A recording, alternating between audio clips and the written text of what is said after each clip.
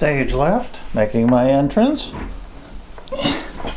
As I mentioned, I don't have my grandson helping me behind the camera. He chose to go to school and learn things instead of helping me. Anyway, I'm coming to you from Raleigh, North Carolina. I am the senior advisor at the National Pain Council. Please hit subscribe below and hit the little bell. If you have any questions, we can be reached at nationalpaincouncil, one word, at gmail.com.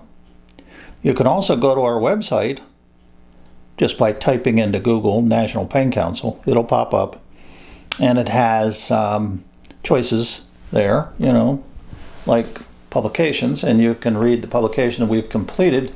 We've got about 12 others on the horizon, waiting for help with editors. If any of you are good editors, just email us and let us know, and we would be happy to have you help out. See, I forgot to start my timer. I'm trying to keep these under 10 minutes, if you don't mind. Okay, so today we have an important topic called the federal drug police. The United States is the only country with a designated federal drug police. Usually the drug police are part of other police forces. They have drug units. But only in the United States we have a dedicated drug police called the DEA, which is the Drug Enforcement Administration. Drug enforcement. Richard Nixon set up a law called the Controlled Substance Act in 1970, and then created the DEA 3 years later as a police department that only answers to the Attorney General. And its sole drug in life is to enforce one law, the Controlled Substance Law. The law was actually written by John Mitchell, who was Richard Nixon's Attorney General and ended up in jail because he was so crooked. He did a good job of writing the law because it gave the Department of Justice immense powers over what Richard Nixon called drug. The number one enemy in the United States was drugs. He got Congress to fund huge amounts of money. One fellow at LEAP, L-E-A-P, which is a group of group of police and retired police, a fellow named John Cole, C-O-L-E, was an undercover lieutenant detective in the New Jersey police force. They had 7 people, and when Richard Nixon passed this law, they dumped so much money on them. They had over 100 or so, I forget the number, investigators. So when you punch that much money in, and now you go from 7 to 100 investigators, so what's the expectation? You're going to find people, and that's what they did. They used entrapment, spying on people, locking up college students for 7 years in federal penitentiary because they had some cocaine. It was a terrible, terrible time in our country. The war on drugs, Richard Nixon. Everybody just talks about it. So what's going on now?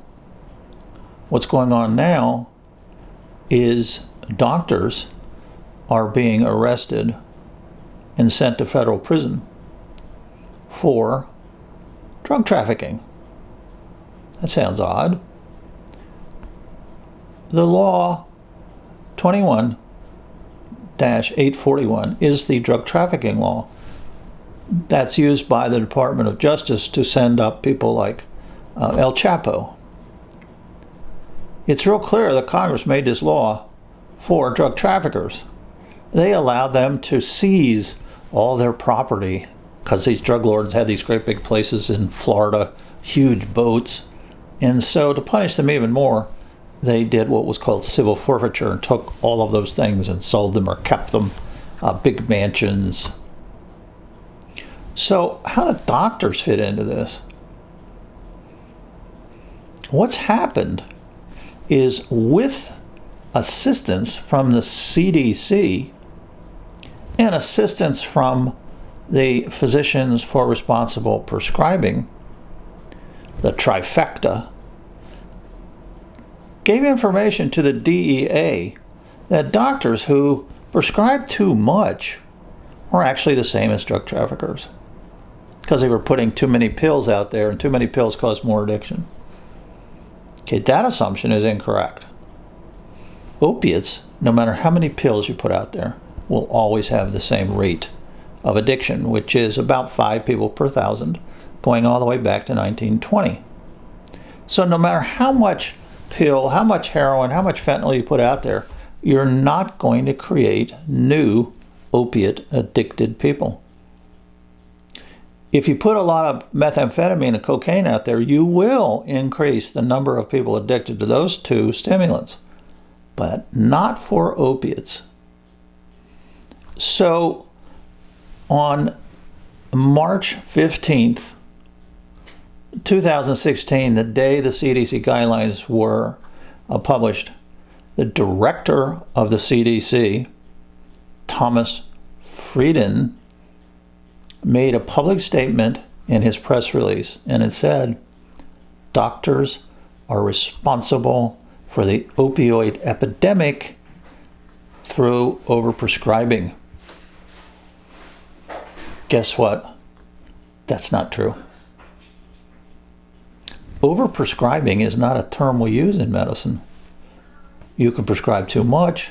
You can make errors and prescribe for wrong reasons. So they try to combine this, and so doctors are actually sent to federal prison for the minimum sentence is 20 years, taken out of the office and sent in handcuffs to federal prison because they were prescribing too much. Now, what does too much mean? Too much what? Average? So for a person with a huge practice, like the fellow that I know in Milwaukee, he was listed as the #1 prescriber in the state, and so he was raided by the DEA with 20 agents, one of them in the driveway with an AK-47, simply because he was the highest prescriber. Why was he the highest prescriber? He had the largest practice. So now he's a criminal. So the DEA came in and said, here, sign this confession, which we call the Form 105. He refused. So they just came back and took his license. The DEA has regulatory functions and law enforcement functions, which is very rare in the federal government, but it was given to them by Richard Nixon. So the DEA is doing what they're told that's in the law. You can't blame people for doing things that they're mandated to do. You have to change the law. We had a problem, a fellow named Bookof, a 80-year-old physician in California. The DEA summarily suspended his license, and since his practice was largely pain patients, they basically closed his practice. The problem is when you're doing a regulatory function, this would be like a restaurant inspector coming to the McDonald's and inspecting and saying, you know, it's so bad here, we're going to close you down. But they don't really do that. Regulatory agencies usually, and the DEA even has procedures for this, they give you a warning, you got a problem, and you get like 30 days to come up with a plan, just like you would at McDonald's. They don't actually come in and shut it down. So when the DEA shut down Dr. Bookof's practice in California, it was so devastating that a fellow named Danny, who had struggled and struggled to get pain medicines and finally found Dr. Bookof. Now, when Dr. Bookof called and said, I can't prescribe anymore, they took my license away. Danny just figured that's the end of things. And he killed himself. And then his wife, who had been through the struggle with him all these years, just trying to get pain medicine for his long-term chronic illness, she killed herself too.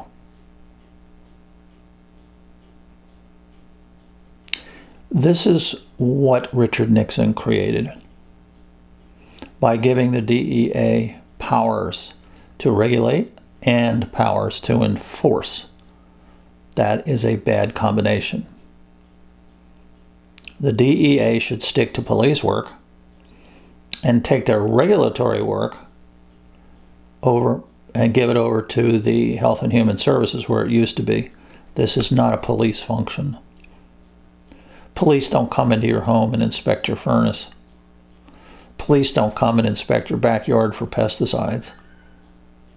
Police don't come and inspect your garage to be sure you have a CO2 detector. They will come later if it's a law that you have to have a CO2 detector in your garage. They will come later and arrest you or charge you for not having a CO2 detector. But they can't go snooping around everybody's garage looking for people that don't have smoke detectors or CO2 detectors. This is what they do. They come to a doctor's office under a regulatory subpoena, it's called, which is just their right to look through records. And they take all the records back to the office, and then they hire some doctor at $750 an hour to go through the records and see if they can find something. That's the abuse of regulatory function, because then if they find something, they take it over to the criminal part of the office and write up a search warrant and an arrest. Can we get anybody in Congress to help out? No. All you got to do is mention the word opioid in Congress and their eyes get heavy and they start sweating. So what are we going to do? We have some ideas, and if anybody would like to help us create some papers for doctors that will help them deal with the DEA. At one point, the DEA had signed on to a kinder and simpler manifesto, and then suddenly backed out of it. We don't have the details, but we know at one point they were willing to be nice. And so we think they're basically nice people. They should be able to say, we're going to be nice